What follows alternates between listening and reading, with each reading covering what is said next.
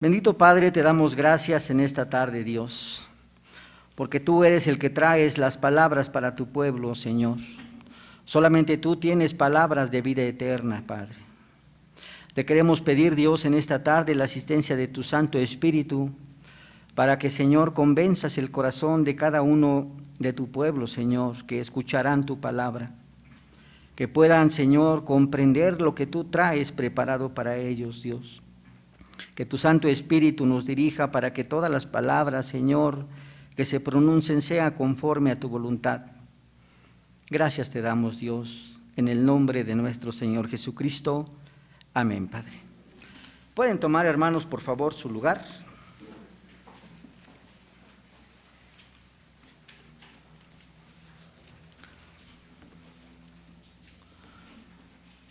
Bien. El pasaje, hermanos, que acabamos de leer, pues es muy conocido por todos lo conocemos. Sabemos también de una forma clara lo que la Escritura nos está enseñando. Cuando nosotros abrimos la palabra de nuestro Dios, hermanos, nosotros vemos un encabezado. Aunque sabemos y ya hemos analizado muchas veces que los encabezados que se encuentran en la Escritura pues no son inspirados por Dios. Pero nosotros sabemos de una forma clara que estos pequeños encabezados nos enseñan lo que vienen en los pasajes de la Escritura. Y podemos comprender un poco acerca de lo que la Escritura nos está diciendo.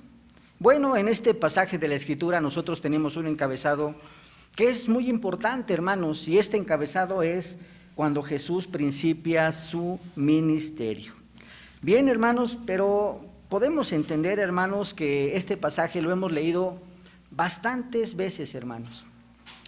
Pero muchas veces cuando nosotros leemos este pasaje lo leemos a vuelo de pájaro. No alcanzamos a comprender las enseñanzas que vienen en este pasaje tan bonito, hermanos. Es precioso este pasaje porque nos está hablando, hermanos, de una forma muy clara acerca de la obra de nuestro Señor Jesucristo. Bien, pero para poder comprender lo que la palabra de Dios nos está diciendo, vamos a ver, hermanos, de una forma clara el contexto en el cual se está presentando este pasaje. Bien, si nosotros analizamos la Escritura y nos vamos un capítulo más atrás, hermanos, nosotros nos encontramos precisamente con nuestro Señor Jesucristo. Y vemos cómo nuestro Señor Jesucristo se dirige hacia Juan el Bautista. Sabemos nosotros el contexto en el cual se está manejando la Escritura. Y vemos cómo nuestro Señor Jesucristo va para ser bautizado por Juan. No quiero analizar todo el pasaje porque ese no es el propósito. Al punto que quiero que pongan ustedes la vista es precisamente después de que nuestro Señor Jesucristo se bautizó. ¿Qué es lo que sucedió cuando nuestro Señor Jesucristo se bautizó? Sabemos y la misma Escritura nos está diciendo que después de que nuestro Señor Jesucristo se bautizó, la palabra de nuestro Dios está diciendo que los cielos fueron abiertos y que descendió el Espíritu Santo en forma de paloma y se posó sobre él. Pero eso no fue todo lo que pasó en ese momento cuando nuestro Señor Jesucristo se bautizó. Podemos ver que también la misma Escritura está diciendo que se escuchó una voz del cielo que decía: este es mi Hijo amado, en quien tengo complacencia. Bien, hermanos, podemos entender ahí varios puntos que son muy importantes para el desarrollo del ministerio de la obra de nuestro Señor Jesucristo. Primero, es necesario que el desarrollo de la obra de nuestro Señor Jesucristo debería de ser el verdadero hombre. ¿Quién fue el que pecó en Génesis capítulo número 3? Ciertamente fue un hombre. Un hombre fue el que no cumplió con las exigencias de Dios. Y a causa de ese incumplimiento a la ley de Dios, nosotros podemos ver todas las consecuencias que trajo esa desobediencia y podemos ver el pecado, no solamente en el hombre, sino el pecado también en esta creación. Por lo tanto, hermanos, el que debería de desarrollar la obra es alguien que fuera verdaderamente hombre, porque el hombre es el que debe de cumplir con las exigencias de Dios. Bien. Segundo, nadie en esta tierra puede cumplir con lo que el Señor está pidiendo. Es necesario que sea hijo de Dios para que pueda cumplir con la obra de redención. Y podemos ver precisamente que nuestro Señor Jesucristo era también verdaderamente Dios. ¿Cómo lo podemos corroborar? La misma Escritura nos está diciendo que después de que nuestro Señor Jesucristo fue bautizado, la palabra de nuestro Dios está diciendo que se escuchó una voz del cielo y que decía: este es mi Hijo amado en quien tengo complacencia. Bien, pero no solamente son de esos dos factores para que pueda nuestro Señor Jesucristo cumplir con la obra de redención, o con la obra que nuestro Dios ya tenía preparada para nuestro Señor Jesucristo. Tercer factor que es muy importante, hermanos, el Espíritu Santo. La palabra de nuestro Dios dice, hermanos, que los cielos fueron abiertos y que descendió el Espíritu Santo sobre nuestro Señor Jesucristo y se posó en él. Podemos ver, hermanos, ciertamente cómo nuestro Señor Jesucristo, en ese momento en que el Espíritu de Dios se posó sobre él, quedó investido con autoridad y con poder, hermanos, porque todo lo que nuestro Señor Jesucristo iba a desarrollar, lo iba a hacer en el poder del Espíritu Santo, hermanos. Veamos, hermanos, que son muy importantes comprender estos factores que hacen que nuestro Señor Jesucristo pueda cumplir con la obra encomendada por su Padre, hermanos. Primeramente debe de ser nuestro Señor Jesucristo verdaderamente hombre. Segundo, debe de ser verdaderamente Dios. Y tercero, Jesús debería de ser guiado, debería de ser capacitado por el poder del Espíritu Santo. Bien. Pero podrían preguntarme, bueno, ¿esto qué tiene que ver con el pasaje que nosotros estamos leyendo? Si nosotros lo leemos a simple vista, no alcanzamos a comprender la relación que tiene nuestro Señor Jesucristo con lo que está desarrollando en este pasaje de la Escritura. Pero vamos a comprender este pasaje desde tres posiciones diferentes, hermanos, que nos presenta la Escritura. Primero, lo que Jesús hace con la creación de Dios. Segundo, lo que Jesús hace con su pueblo. Y tercero, lo que Jesús hace con su iglesia.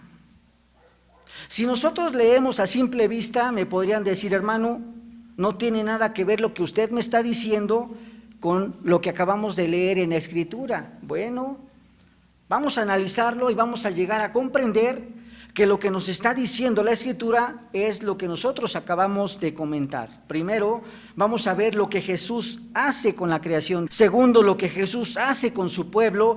Y tercero, lo que Jesús hace con su iglesia. Primero, vámonos a la palabra de nuestro Dios, hermanos. El pasaje que nosotros acabamos de leer, dice la palabra de Dios, Mateo capítulo 4, del versículo número 12 al versículo número 16. La palabra de nuestro Dios dice así: cuando Jesús oyó que Juan estaba preso, volvió a Galilea, y dejando a Nazaret, vino y habitó en Capernaum, ciudad marítima en la región de Zabulón y de Neftalí, para que se cumpliese lo dicho por el profeta Isaías cuando dijo: tierra de Zabulón, tierra de Neftalí, camino del mar, al otro lado del Jordán, Galilea de los gentiles.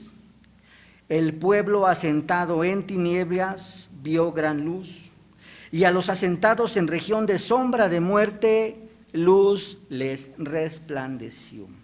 Si lo leemos a simple vista, hermanos, no alcanzamos a comprender lo que la palabra de Dios nos está diciendo, hermanos. Bien, quisiera hablar un poquito, hermanos, para poder comprender acerca de la creación.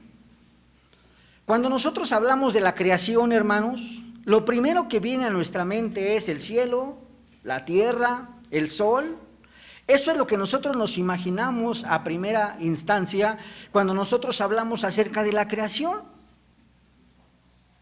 Decimos la creación y luego nos imaginamos los astros, los árboles, las plantas. Es lo primero que viene a nuestra mente. Y la mayoría de las personas hacen al hombre a un lado, como si no formara parte de la creación, hermanos. Pero debemos comprender que el hombre forma parte de la creación de Dios.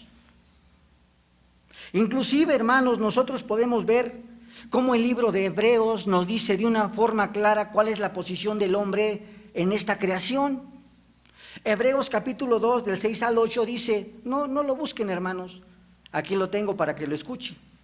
Dice la palabra de Dios en Hebreos capítulo 2 del 6 al 8, ¿qué es el hombre para que te acuerdes de él? ¿O el hijo del hombre para que le visites? Le hiciste un poco menor que los ángeles, le coronaste de gloria y de honra, y lo pusiste sobre las obras de tus manos, todo lo sujetaste debajo de sus pies. Podemos ver de una forma clara en este pasaje de la Escritura, hermanos, cómo Dios puso a los pies del hombre toda la creación. Todo lo que existe fue puesto a los pies del primer hombre, a los pies de Adán. Pero nosotros sabemos de una forma clara qué pasó en Génesis capítulo número 3. Sabemos de la desobediencia del hombre. Sabemos que Dios le había dicho al hombre que si desobedecía su ley, ciertamente moriría. ¿Qué significa decir que el hombre se encontraba muerto? Se encuentra en tinieblas, se encuentra en oscuridad, se encuentra separado de Dios. No tiene absolutamente el hombre comunión con Dios a causa del pecado de ese primer hombre. Pero podemos ver también la palabra de nuestro Dios nos está diciendo que a causa del pecado del hombre, la tierra también, o la creación, mejor dicho, también fue afectada por el pecado del hombre. Entonces podemos comprender que toda la creación completa fue afectada por el pecado del primer hombre, fue afectada por esa desobediencia, y ahora toda la creación se encuentra en tinieblas, se encuentra en oscuridad, se encuentra precisamente en esa condición separada de Dios, hermanos. Pero también tenemos una promesa de redención. Génesis 3:15. Y todos nos lo sabemos de una forma muy clara. De la simiente de la mujer aplastará a la simiente de la serpiente. Tenemos a nuestro Señor Jesucristo, el que dio su vida para poder recuperar esta creación, hermanos. Y ahora nosotros podemos comprender de una forma clara lo que vino a hacer nuestro Señor Jesucristo aquí a esta tierra, a esta creación. La palabra de nuestro Dios que acabamos de leer dice: Galilea de los gentiles, el pueblo asentado en tinieblas vio gran luz, y a los asentados en región de sombra de muerte, luz les resplandeció, hermanos. Podemos ver cómo a pesar de que toda la creación se encuentra en una condición de tinieblas, nuestro Señor Jesucristo es el que les puede dar luz, el que les puede dar esperanza. Para eso vino nuestro Señor Jesucristo, para sacar de esa condición de oscuridad, de esa condición de muerte, de esa condición de tinieblas a esta creación, incluyendo, hermanos, al hombre. Para eso vino nuestro Señor Jesucristo. Mateo capítulo 4, 12 al 16 es lo que está diciendo, hermanos. El pueblo asentado en tinieblas vio gran luz, hermanos. Quisiera trasladarnos a nuestra vida, hermanos. Quisiera que comprendiéramos cómo nos encontrábamos nosotros antes de que el Señor nos hubiera rescatado. Nos encontrábamos cada uno de nosotros en esa condición de muerte. Cada uno de nosotros se encontraba en tinieblas, se encontraba en oscuridad, hermanos. Y por la gracia y la misericordia de nuestro Señor Jesucristo, se manifestó a nuestras vidas, así como a la Galilea de los gentiles. Ellos vieron una gran luz, luz les resplandeció, tuvieron una gran esperanza, Galilea de los gentiles. Y también nosotros en nuestra vida, cuando el Señor se manifestó a nosotros, tuvimos esperanza que solamente nuestro Señor Jesucristo puede dar.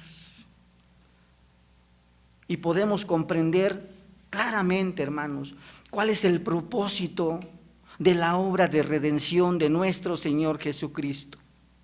Venir a esta creación a rescatar lo que se había perdido, hermanos, a causa del pecado del primer hombre.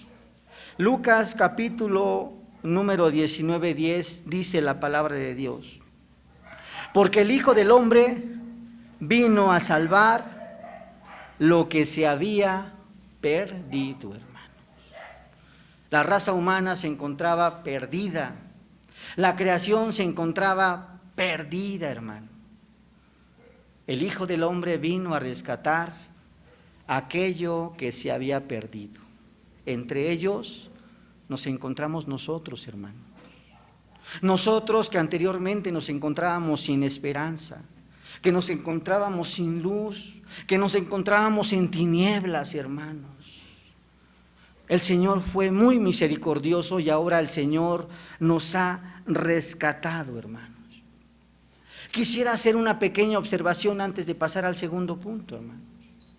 Dice la palabra de Dios que nuestro Señor Jesucristo fue a los gentiles, Galilea de los gentiles. Podemos comprender de una forma muy clara, hermanos, porque en el Evangelio según San Juan, capítulo 1, versículo 11, dice: a lo suyo vino para desarrollar la obra de redención, vino para sacar de esa condición a esta creación. Pero también dice la palabra de Dios: mas los suyos no lo recibieron. Y ahora nosotros tenemos esa esperanza, hermanos, de que ahora nosotros, aunque no pertenecíamos al pueblo de los judíos, aunque no pertenecíamos al linaje escogido por Dios, nosotros hemos sido injertados en esa vid, hemos sido injertados a este pueblo. Y ahora nosotros, hermanos, tenemos una gran responsabilidad, hermanos. Y ahora somos parte del pueblo de Dios. Ahora somos parte de la nación santa, hermanos. Ahora podemos decir, hermanos, que aunque ciertamente el pueblo elegido era el pueblo de los judíos, hermanos, nosotros éramos extraños a este pueblo. Estábamos apartados, no teníamos esperanza, hermanos.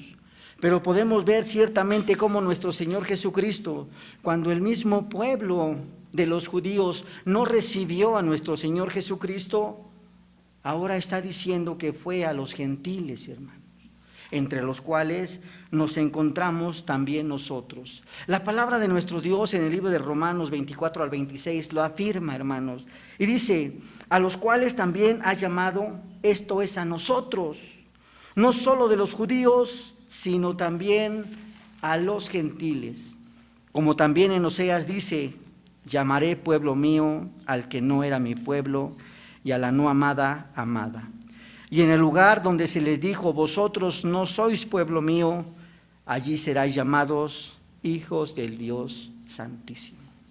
Ahora nosotros, hermanos, como gentiles, somos llamados hijos del Dios Santísimo, hermanos. Segundo punto, hermanos. Eso es lo que hace nuestro Señor Jesucristo con su creación. Vino nuestro Señor Jesucristo a recuperar su creación, aquella creación que se encontraba arruinada, aquella creación que se encontraba caída. Vino nuestro Señor Jesucristo a recuperarla, hermanos. Pero vamos a ver ahora, hermanos, ciertamente lo que hace con su pueblo. La palabra de nuestro Dios, hermanos, en el Evangelio según San Mateo, capítulo 4, del 17 hasta el versículo número 22, dice así, hermanos. Desde entonces comenzó Jesús a predicar y a decir: arrepentíos, porque el reino de los cielos se ha acercado.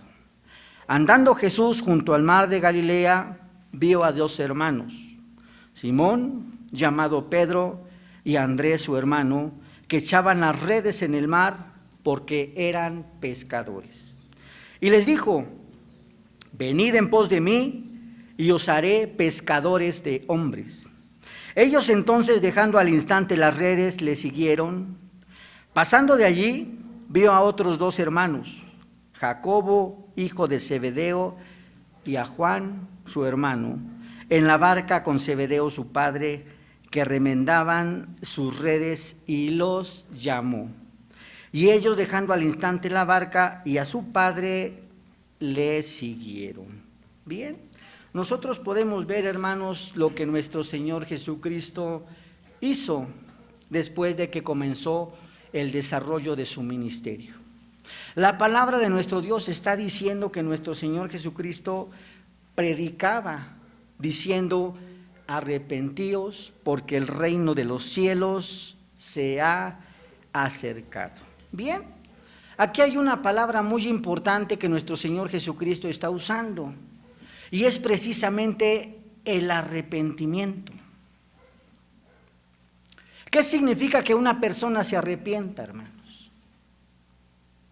Hay muchos que no comprenden el arrepentimiento de una forma clara, porque hay un arrepentimiento que simplemente es un simple sentimiento, pero que su vida sigue siendo normal.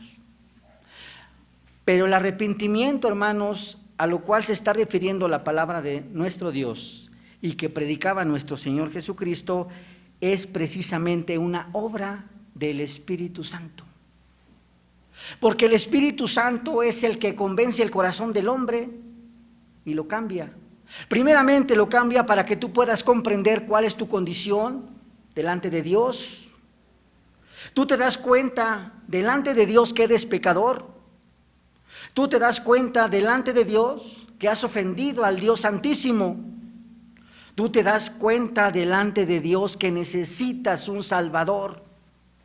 El Espíritu Santo es el que en el hombre produce el arrepentimiento. Y podemos ver lo que nuestro Señor Jesucristo predicaba: arrepentíos, porque el reino de los cielos se ha acercado. Implica que es necesario que una persona se arrepienta para poder entrar al reino de los cielos. Es necesario que una persona se arrepienta para que pueda ser ciudadano del reino de Dios. Pensemos claramente, hermanos. El reino de los cielos no se encuentra allá arriba. El reino de Dios está presente, está aquí, está en este momento. Y cada una de estas personas que se ha arrepentido forma parte de este reino de Dios. Somos ciudadanos del reino. Nosotros estamos ciertamente trabajando en pro del reino. Y es necesario que una persona se arrepienta para que ciertamente pueda trabajar en el reino de nuestro Dios.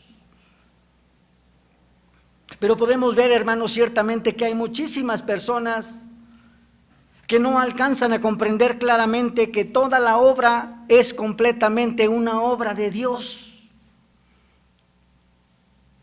Algunas personas piensan diciendo: yo voy a predicar la palabra y voy a ganar muchísimas almas para el Señor. Voy a hacer que las personas confiesen a Cristo y voy a hacer que las personas acepten a Cristo, y entonces van a ser parte del pueblo elegido de Dios. La palabra de nuestro Dios es muy clara, hermano.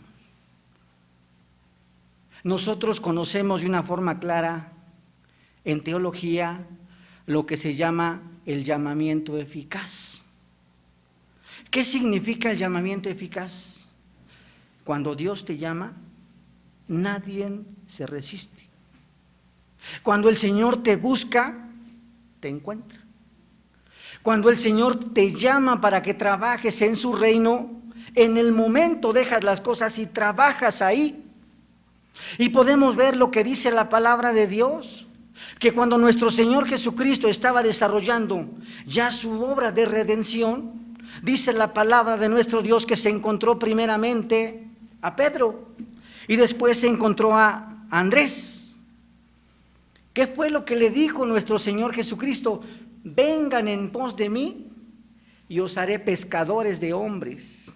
Pero no solamente llamó a Andrés y llamó también a Pedro, sino que la palabra de Dios está diciendo que después encontró a Jacobo y después encontró a Juan.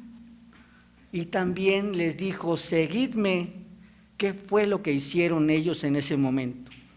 La palabra de Dios, parafraseándola, dice que dejaron todas sus cosas y siguieron a nuestro Señor Jesucristo.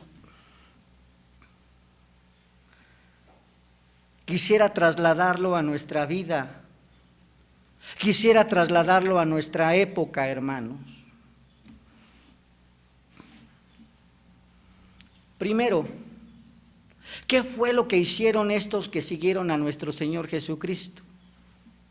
Primero, fueron instruidos por nuestro Señor. La palabra de Dios dice que estuvieron con nuestro Señor Jesucristo 3 años, instruidos, enseñándoles para que ellos pudieran trabajar en el reino de Dios. Muchos podrían pensar, hermanos, bueno, porque ellos eran apóstoles. Muchos podrían pensar porque nuestro Señor Jesucristo estaba con ellos. Muchos podrían pensar porque el Espíritu Santo estaba con ellos. Y yo quisiera hacer algunas preguntas, hermanos. Sé que no me la van a contestar, pero contéstenselas ustedes en su corazón. ¿No es el mismo Espíritu el que estaba con los apóstoles, el mismo Espíritu que está con nosotros? Claro que es el mismo Espíritu. ¿No hemos sido llamados nosotros de la misma forma que fueron llamados los apóstoles? Claro, hermanos. Dios fue el que nos llamó a cada uno de nosotros de una forma eficaz.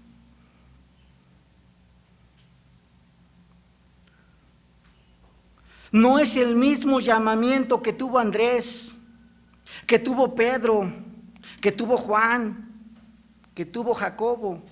El mismo llamamiento que tuvo Isaac, el mismo mandamiento que tiene Alejandro, el mismo mandamiento que tiene, el mismo llamamiento que tiene mi hermana Silvia. ¿No es el mismo llamamiento? Claro que es el mismo llamamiento, hermanos. Ahora yo me pregunto, ¿qué fue lo que hicieron estos hombres que fueron instruidos por nuestro Salvador, nuestro Señor Jesucristo? La palabra de Dios dice que aún después de que nuestro Señor Jesucristo subió al cielo, ascendió a las nubes, estos hombres siguieron trabajando en pros del reino de Dios, hermano. Y la pregunta es, ¿qué estamos haciendo nosotros? Algunos podrían decir, bueno, porque estos apóstoles fueron instruidos por nuestro Señor Jesucristo. Y yo les pregunto de la misma forma, ¿cómo hemos sido instruidos nosotros? Nosotros hemos sido instruidos en las enseñanzas de los apóstoles. Y los apóstoles fueron instruidos directamente por nuestro Señor Jesucristo. Y la misma palabra de Dios dice que la doctrina de Cristo venía directamente de Dios. Entonces la iglesia de este tiempo, el pueblo de este tiempo ha sido instruido de la misma forma que los apóstoles en ese tiempo por las enseñanzas de nuestro Señor Jesucristo. ¿Y qué es lo que estamos haciendo nosotros en este tiempo, hermanos? Parecemos cristianos de la secreta, que nada más dentro de las 4 paredes de este templo, pues sí somos cristianos, y trabajamos para el Señor, pero pasando la puerta para afuera, pareciera como si fuéramos completamente de la secreta. ¿No es el mismo Espíritu el que estaba con cada uno de estos apóstoles que se encontraban con nuestro Señor Jesucristo? Podemos ver muchísimos ejemplos a través de la Escritura, hermanos, cómo estos hombres fueron capacitados por el Espíritu de Dios y predicaron con denuedo y levantaron muertos. Hicieron tantas cosas estos apóstoles, hermanos. ¿Y por qué nosotros en este tiempo no lo hacemos, hermanos? La palabra de Dios dice, por la dureza de nuestro corazón. Porque tenemos todavía un corazón duro, tenemos todavía un corazón rebelde. No que el Espíritu de Dios no sea eficaz, claro que es eficaz. El Espíritu de Dios es el que transforma el corazón. Pero somos rebeldes a la voz de Dios.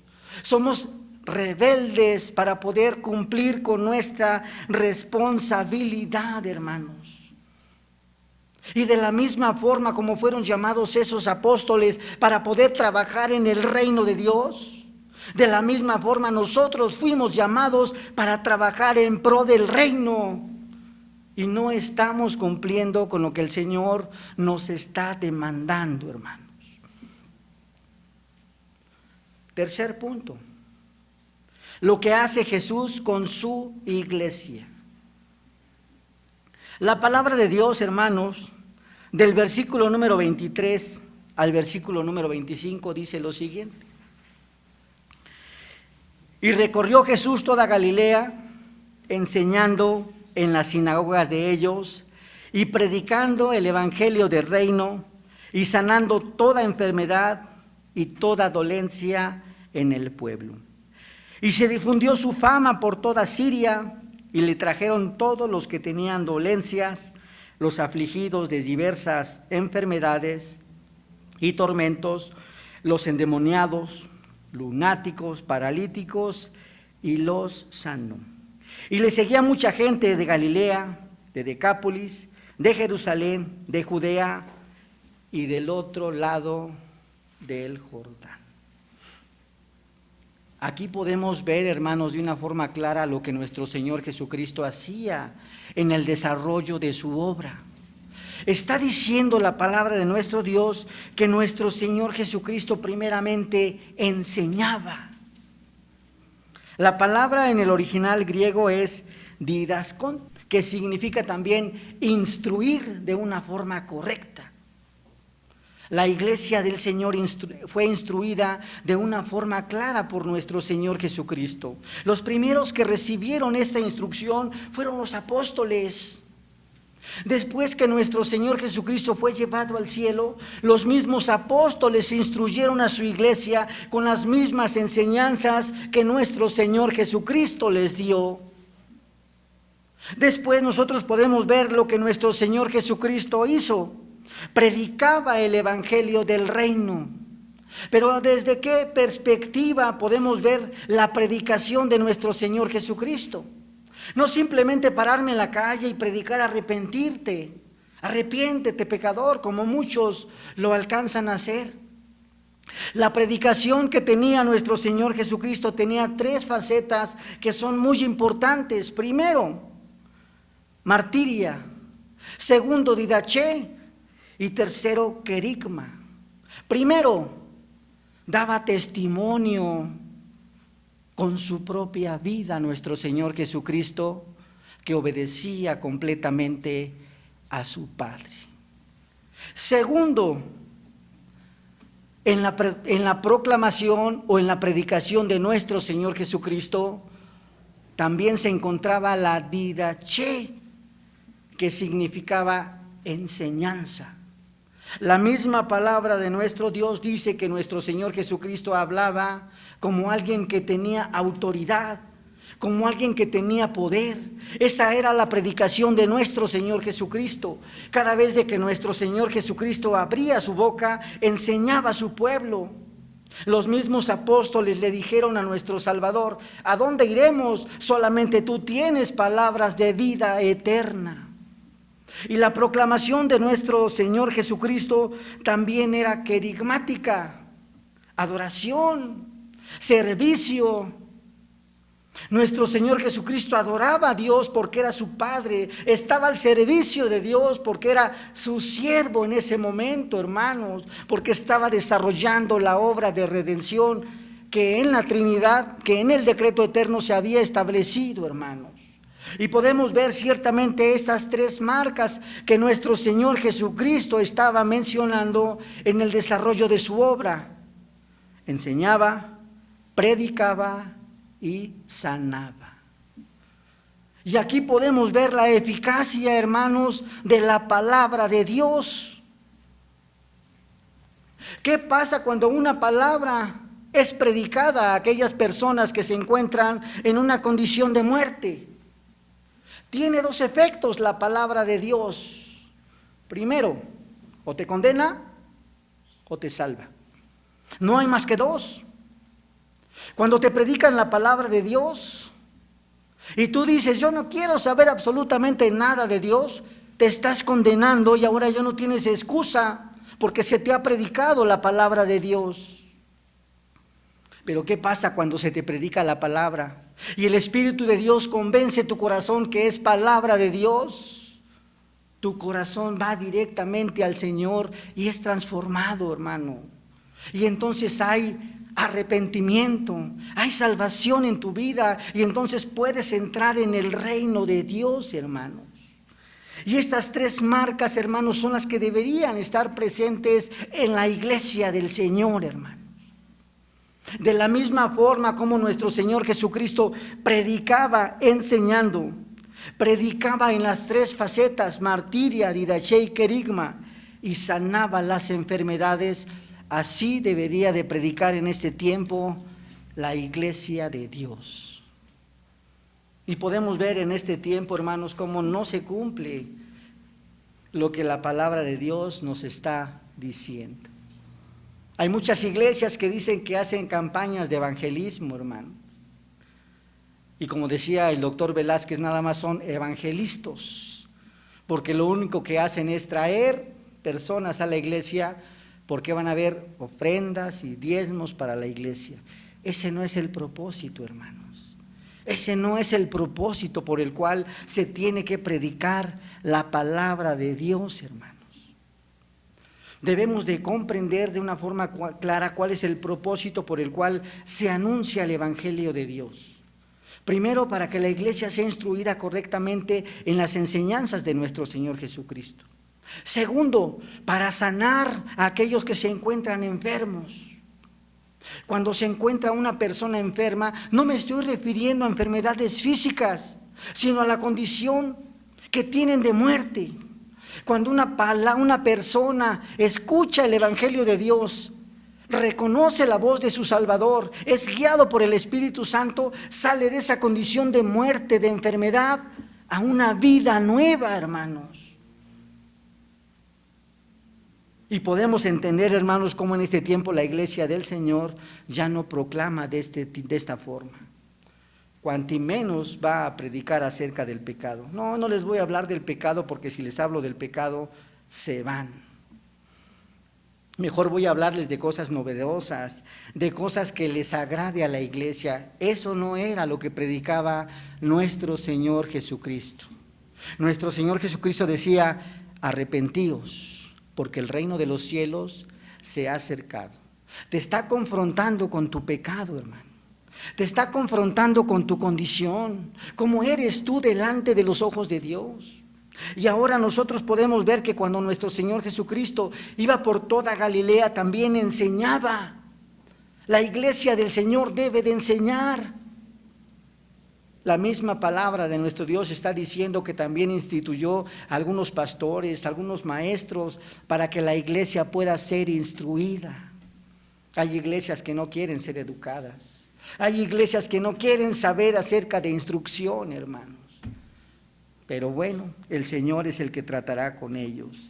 Y podemos ver, hermanos, ya la última parte para poder concluir lo que dice la palabra de Dios. Versículos 24 al versículo 25. Y se difundió su fama por toda Siria, y le trajeron todos los que tenían dolencias, los afligidos por diversas enfermedades y atormentados, los endemoniados, lunáticos y paralíticos, y los sanó. Y le siguió mucha gente de Galilea, de Decápolis, de Jerusalén, de Judea y del otro lado del Jordán. Aquí debemos comprender muy bien, hermanos, lo que la iglesia del Señor estaba haciendo. En ninguna parte de la Escritura nos encontramos que nuestro Señor Jesucristo fuera a ellos, sino que ahora nosotros estamos viendo que ellos le traían a nuestro Señor Jesucristo a aquellos que se encontraban enfermos. Nuestra responsabilidad como iglesia del Señor es traer a aquellas personas que no conocen la palabra de Dios a que vengan, a que escuchen el evangelio del reino de Dios, para que puedan cambiar su corazón, para que la obra del Espíritu Santo sea efectiva también en ellos, hermanos. ¿Cómo irán si no hay quien les predique? Sabemos que la fe es por el oír la palabra de Dios. Pero ¿cómo se van a enterar las personas de afuera si nosotros no vamos por ellas? No para que nosotros los convirtamos, no, sino para que ellos vengan, escuchen la palabra de Dios y el Espíritu de Dios convenza su corazón y puedan ser transformados sus corazones, hermanos. Es una gran diferencia, hermanos, y ese es precisamente el ministerio que hizo nuestro Salvador. Para algunos puede ser alguna obra muy insignificante, hermanos, y este pasaje de la Escritura lo toman muy superficial. Pero podemos ver, hermanos, que es una gran obra que hizo nuestro Señor Jesucristo, analizando y llegando a la conclusión de lo que hizo nuestro Salvador. Primeramente vino a restaurar esta creación. Después vino por los suyos para que seamos colaboradores para poder restaurar este reino, para que nosotros trabajemos con nuestro Señor Jesucristo. Y después como iglesia, como cuerpo de Cristo, seamos testimonio, enseñemos y seamos ejemplo a todas aquellas personas que no conocen de nuestro Señor Jesucristo. Si no lo hacemos así, hermanos, que el Señor nos los demande. Y si así lo hacemos, hermanos, vamos a ver que el Señor va añadiendo a su iglesia a aquellos que han de ser salvos, hermanos. Vamos a orar.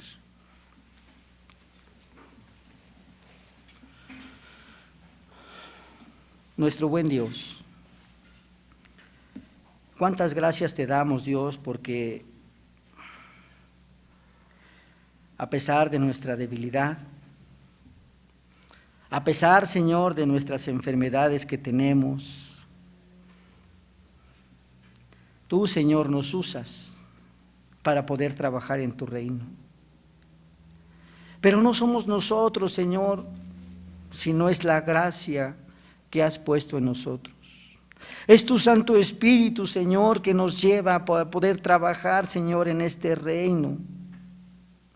Quiero pedirte, Dios, en el nombre de nuestro Señor Jesucristo, que pongas en el corazón de cada uno, Señor, de aquellos que forman parte de tu iglesia, que son tus hijos, Dios, ese celo, Señor, porque se extienda la palabra de Dios, se extienda el evangelio, para que muchos sean transformados de las tinieblas a tu luz admirable, y que pueda haber luz, Señor, en sus vidas, que solamente tu Santo Espíritu puede dar, Señor. Cuántas gracias te damos, bendito Padre. En el nombre de nuestro Señor Jesucristo te damos gracias, Dios. Amén, Padre.